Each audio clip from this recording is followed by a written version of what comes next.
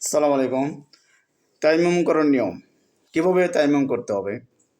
প্রথমে নিয়ত করে নেবে, এরপরে দু হাতের তালু মাটিতে মারবে।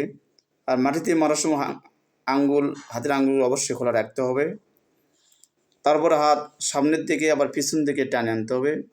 এরপরে আলগা ধুলিগুলো ঝেড়ে ফেলে দিতে হবে। তারপর দু হাত দিয়ে সুন্দর করে মুখ মাসেও করতে হবে, এটা ফরজ। এরপরে দাড়ি দাড়ি খিলাল করতে হবে, দাড়ি খিলাল করার সুন্নত। এবার আবার মাটিতে পাক মাটিতে আবার হাত মারতে হবে, আবার সামনে পিছনে আবার টানতে হবে। টানার পরে হাত সুন্দরভাবে ঝেড়ে নিতে হবে। ঝেড়ে নেওয়ার পরে ডান হাতে কোনো পর্যন্ত মাসে করতে হবে, আবার বাম হাতে কোনো আবার মাসে করতে হবে। এটা হচ্ছে ফরজ। আর তায়াম্মুমে দাড়ি খেলাল করার ব্যাপারে দাড়ি খেলাল করতেও পারেন, এটা সুন্নত। তবে অনেকে ইমামের মতভেদ রয়েছে।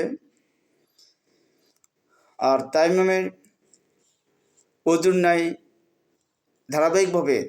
ধারাবাহিকতা অবলম্বন করতে হবে। বেশি সময় অতিবাহিত করা যাবে না, দ্রুত বেগে তায়াম্মুম করতে হবে। যেমন অজুর একটি অঙ্গ শুকিয়ে গেলে আরেকটি অজু আরেকটি অঙ্গ ধোয়া যেমন যায় না, ওজন ভঙ্গ হয়ে যায়, ঠিক তেমনইভাবে তায়াম্মুমে একটি অঙ্গ মাসিও করার পরে আরেকটি অঙ্গ দেরিতে মাসিও দিলে তাহলে তায়াম্মুম ভঙ্গ হয়ে যাবে। বেদায় তায়াম্মুম খুব সতর্কতার সাথে খুব ধীরস্থিরভাবে এবং সুন্দরভাবে তায়াম্মুম করা ফরজ। তায়াম্মুম করতে হবে। ইনশাল্লাহ তায়াম্মুম করার সময় আমরা জেনে নিলাম।